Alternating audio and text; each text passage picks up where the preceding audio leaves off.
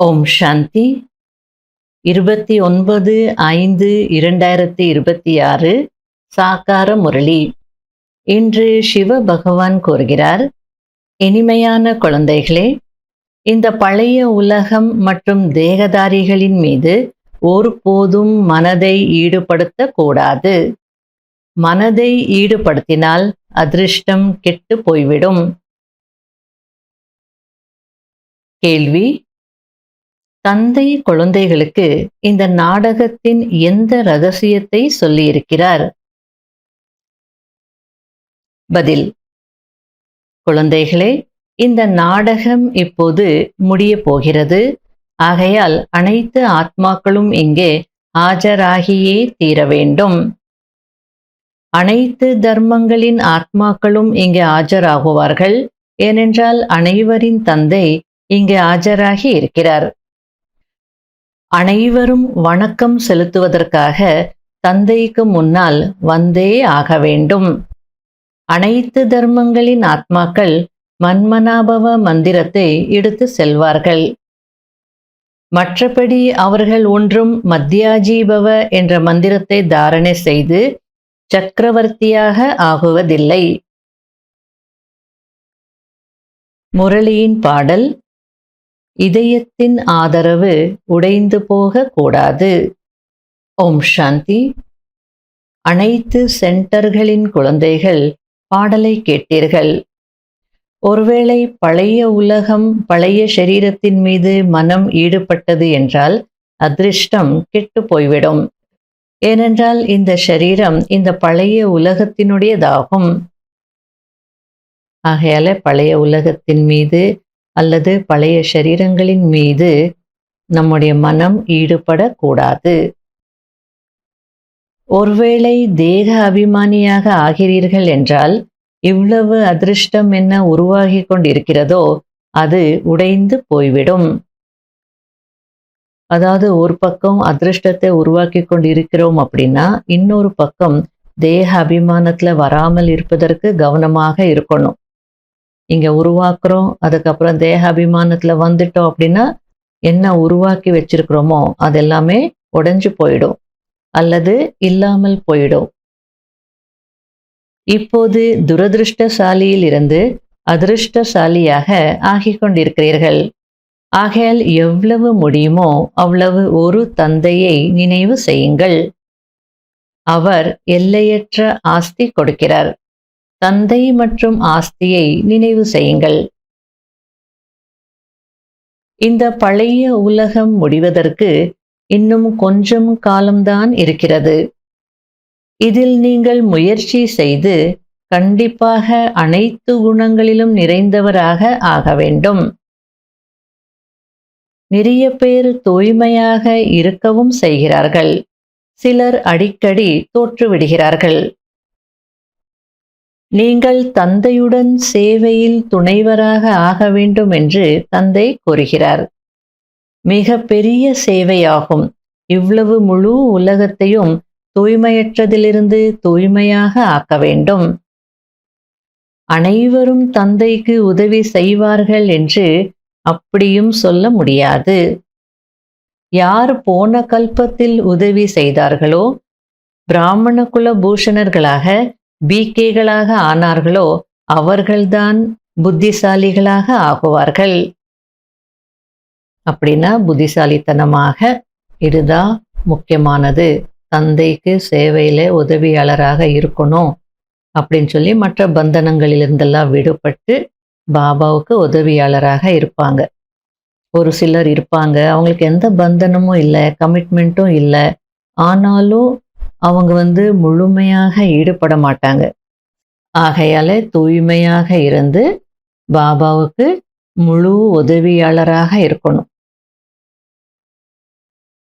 நாம் தந்தையின் வழிப்படி நடந்து தந்தையிடமிருந்து ஆஸ்தி எடுத்துக்கொண்டிருக்கிறோம் என்பதை நீங்கள் அறிவீர்கள். எப்படி ஆஸ்தி அடைவது என்ற யுக்தியையும் தந்தை கூறுகிறார். மனிதர்களோ பலவிதமான யுக்திகளை உருவாக்குகிறார்கள்.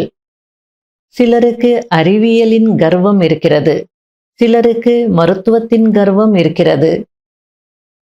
மனிதர்களின் இதயம் கெட்டுப்போய்விட்டது என்றால் வேறொரு பிளாஸ்டிக் இதயத்தை செய்து வைத்து விடலாம் என்று சொல்கிறார்கள். இயற்கையானதை நீக்கிவிட்டு செயற்கையானதை பயன்படுத்திக் கொண்டிருக்கிறார்கள். இதுவும் கூட ஒரு விதமான கலையாக இருக்கிறது. அதாவது ஹார்ட் டிரான்ஸ்பிளான்ட் பண்றாங்க, ஸ்டண்ட் வைக்கிறாங்க, ஹார்ட் தானா இயங்குறதில்ல அப்படின்னா ஆர்டிஃபிஷியலாக இயக்க வைக்கிறாங்க. இது ஒரு ஆர்ட் அப்படின்றார், திறமை. ஆனால் இதெல்லாமே அல்ப காலத்தினுடைய விஷயங்கள். ஏதோ கொஞ்சம் நாட்களுக்கு அவங்களுடைய லைஃப் எக்ஸ்டெண்ட் ஆகும், அவ்வளோதான். இது அல்ப காலத்தின் சுகம். நாளை இறந்து விட்டால் உடனே முடிந்துவிட போகிறது. எந்த பலனும் இல்லை. அறிவியல் மூலம் நிறைய அதிசயங்கள் செய்து காட்டுகிறார்கள். அதுவும் அல்ப காலத்திற்கானதுதான். சதா ஆரோக்கியமானவராக, சதா செல்வந்தராக ஆகுவதற்கான சகஜமான யுக்தியை கூறுகிறேன் என்று இப்போது தந்தை கூறுகிறார். யுக்தி முற்றிலும் சகஜமானது. என்னை மட்டும் நினைவு செய்யுங்கள், ஏனென்றால் நீங்கள் என்னையே மறந்து விட்டிருக்கிறீர்கள்.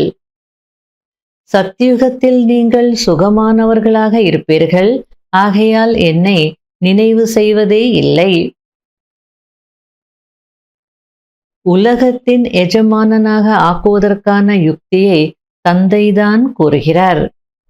இந்த கலை வேறு யாரிடமாவது இருக்கிறதா என்று சிந்தித்து பாருங்கள். யாரிடமும் இல்லை என்று தந்தை கூறுகிறார். அதாவது சயின்ஸ் மூலமா கூட அதிசயங்களை செய்து காட்டுறாங்க. ஹார்ட்டுக்கு ஏதாவது ப்ராப்ளம் வந்துடுச்சுன்னா ஸ்டண்ட் வைக்கிறாங்க, டிரான்ஸ்பிளான்ட் பண்றாங்க, கிட்னி டிரான்ஸ்பிளான்ட் பண்றாங்க, இன்னும் என்னென்னவோ செய்யறாங்க. ஆனால் உலகத்திற்கு எஜமானனாக ஆகுவதற்கான யுக்தி யாரிடம் இருக்கு? இந்த ஆர்ட் யாரிடம் இருக்கு? என்னிடம்தான், வேற யாரிடமும் இல்லைன்னு பாபா சொல்லிட்டு இருக்கிறார். அங்கே நீங்க சதா ஆரோக்கியமானவர்களாக, சதா செல்வந்தர்களாக இருப்பீங்க அப்படின்றார். பாருங்க எவ்வளவு நல்ல சகஜமான யுக்தியை நான் சொல்றேன். என்னை மட்டும் நினைவு செய்யுங்கன்றார். ஏன்னா என்னை தான் நீங்க மறந்துட்டீங்க. ஆகையில இந்த ஒரு காரியத்தை மட்டும் செய்யுங்க அப்படின்றார். நீங்கள்தான் 84 பிறவிகள் எடுத்து எடுத்து மிகவும் தூய்மையற்றவர்களாக ஆகி இருக்கிறீர்கள் என்று தந்தை கூறுகிறார். ஆகையில நாம தான் நினைவு செய்யணும். அனைவருக்கும் சத்கதி வழங்கும் வள்ளல் ஒரு பரம்பிதா பரமாத்மா.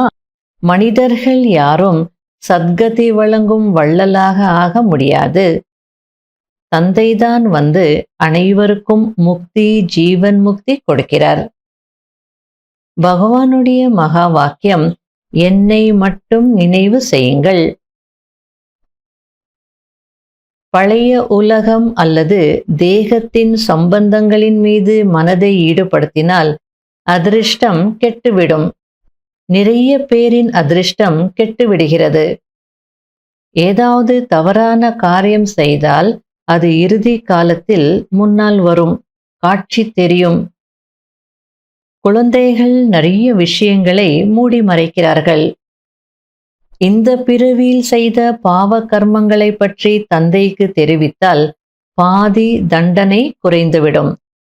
ஆனால் வெட்கப்பட்டு கொண்டு சொல்வதில்லை. சொன்னா பாபா நம்மளை பத்தி என்ன நினைப்பாங்களோ, நம்முடைய இம்ப்ரெஷன் கெட்டு போயிடுமோ அப்படின்னு சொல்லிட்டு நிறைய குழந்தைகள் அவங்க என்னென்ன செய்திருக்காங்களோ பாவ கர்மங்கள் அதை தெளிவாக சொல்றதில்லை அப்படின்றார் பாபா. சொன்னா உங்களுக்கு தான் பெனிஃபிட், பாதி தண்டனை குறைஞ்சிடும். கெட்ட வேலைகள் நிறைய செய்கிறார்கள். புத்தியில் நினைவிற்கும் தானே, சொல்வதினால் விடுபட்டு விடுவீர்கள். நான் அழியாத சர்ஜனாக இருக்கிறேன். வியாதியை வெட்கப்பட்டு கொண்டு சர்ஜனுக்கு சொல்லவில்லை என்றால் எப்படி விடுபடும்? நோய் குணமாகுமா? எந்த பாவ கர்மங்கள் செய்திருந்தாலும் அதனை சொல்லிவிட்டால் பாதி மன்னிப்பு கிடைத்துவிடும். சொல்லவில்லை என்றால் அது வளர்ந்து கொண்டே போகும். அதிக சிக்கலில் மாட்டிக்கொள்வார்கள். பிறகு அதிர்ஷ்டம் காலியாகி துரதிர்ஷ்டம் வந்துவிடும். எனவே தேகத்தின் மீது சம்பந்தம் வைக்காதீர்கள். சதா என்னை மட்டுமே நினைவு செய்து கொண்டிருங்கள் என்று தந்தை கூறுகிறார். பிறகு எந்த கெட்ட காரியமும் நடக்காது. இவர் தர்மராஜாகவும் இருக்கிறார். இவரிடமே மறைத்து கொண்டிருந்தீர்கள் என்றால் உங்களை விட அதிக தண்டனை வேற யாருக்கும் கிடைக்காது. நேரம் நெருங்கி வர வர அனைவருக்கும் காட்சிகள் கிடைத்து கொண்டே இருக்கும். இப்போது இது அனைவரின் இறுதி காலம் ஆகும். அனைவரும் தூய்மையற்றவராக இருக்கிறார்கள். பாவங்களுக்கு தண்டனை கண்டிப்பாக கிடைக்கும். எப்படி ஒரு வினாடியில் ஜீவன் முக்தி கிடைக்கிறதோ அதேபோல் ஒரு வினாடி தண்டனை அனுபவிப்பது கூட பல காலங்களாக அனுபவிப்பது போல் இருக்கும். தண்டனை கூட ஒரு செகண்ட் தான். ஆனா அந்த உணர்வு எப்படி இருக்கும்னா எத்தனையோ ஜென்மங்களாக நாம இந்த வலி வேதனை அனுபவிக்கிறோன்ற மாதிரி ஃபீல் ஆகுமா. இது மிகவும் சூக்ஷ்ம மிஷினரி. தந்தைதான் வந்து தூய்மையற்ற ஆத்மாக்களை தூய்மையானவர்களாக ஆக்குகிறார். தந்தையை தவிர வேற யாருக்கும் அந்த சக்தி இல்லை. ஆகையால இந்த சங்கம யுகத்துல தான் நம்ம ஆத்மா அபிமானியாகவும் இருக்க முடியும், பரமாத்மா அபிமானியாகவும் இருக்க முடியும். அப்படின்னா ஆத்ம ஞானமும் இருக்கு, பரமாத்மா ஞானமும் இருக்கு. எப்படி நினைக்கணும் அப்படின்றது பாபா சொல்லி கொடுத்துருக்கிறதுனால நினைக்கவும் முடியும். அதுவும் சகஜமாக நினைக்க முடியும். அந்த தூய்மையாக்கக்கூடிய சக்தி ஒரு பாபாவிடம்தான் இருக்கு. ஆகையால பாபா இங்கே வந்திருக்கும் போது, ஆஜராகி இருக்கும் போது அவரை நினைச்சு தூய்மை ஆகணும். இதுதான் புத்திசாலித்தனம். ஆக தந்தை குழந்தைகளாகிய உங்களுக்கு எவ்வளவு நல்ல இனிமையிலும் இனிமையான விஷயங்களை கோருகிறார். நல்லது. இனிமையிலும் இனிமையான தேடி கண்டெடுக்கப்பட்ட செல்ல குழந்தைகளுக்கு மாத் பிதா பாப் தாதாவின் அன்பு நினைவுகள் மற்றும் குட் மார்னிங். ஆன்மீக குழந்தைகளுக்கு ஆன்மீக தந்தையின் நமஸ்காரம்.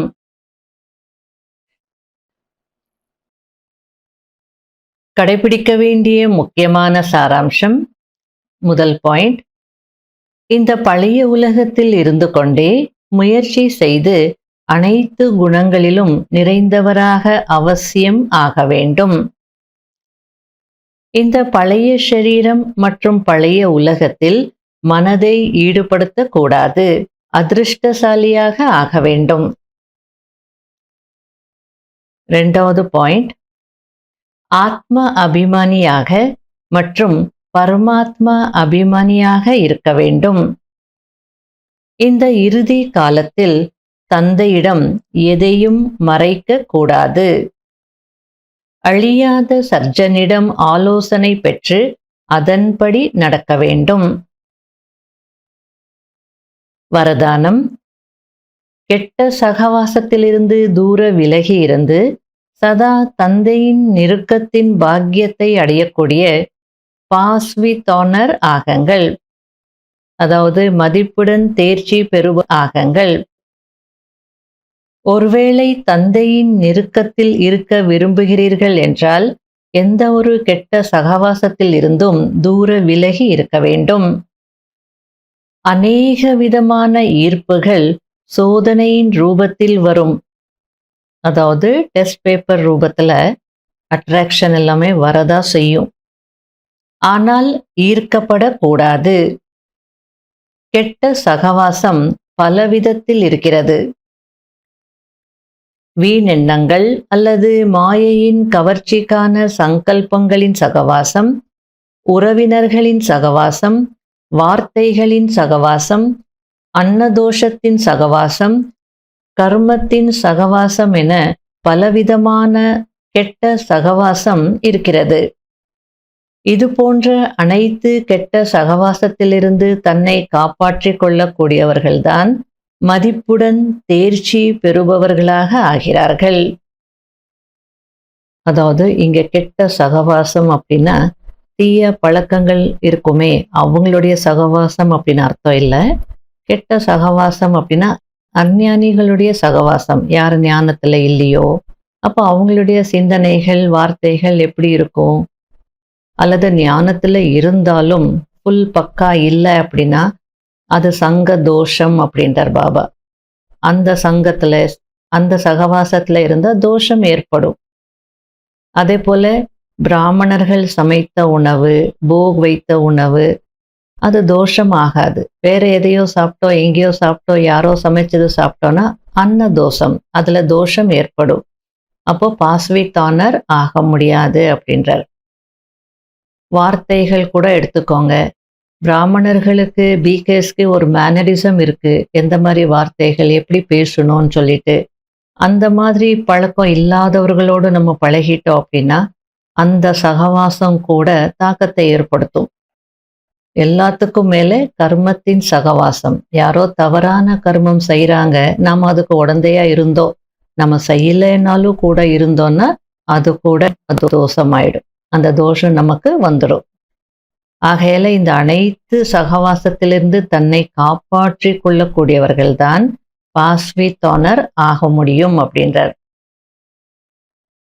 ஸ்லோகன்: நீங்கள் ஃபரிஷ்தாவாக ஆகுங்கள், அப்போது பிரச்சனைகளின் போது சுயம் தந்தை உங்களுடைய குடை நிழலாக ஆகி விடுவார்.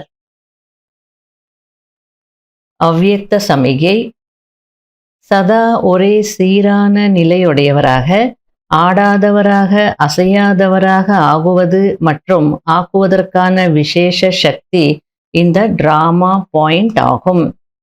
இதை சக்தியின் ரூபத்தில் தாரணை செய்பவர்கள் ஒருபோதும் தோல்வி அடைய முடியாது.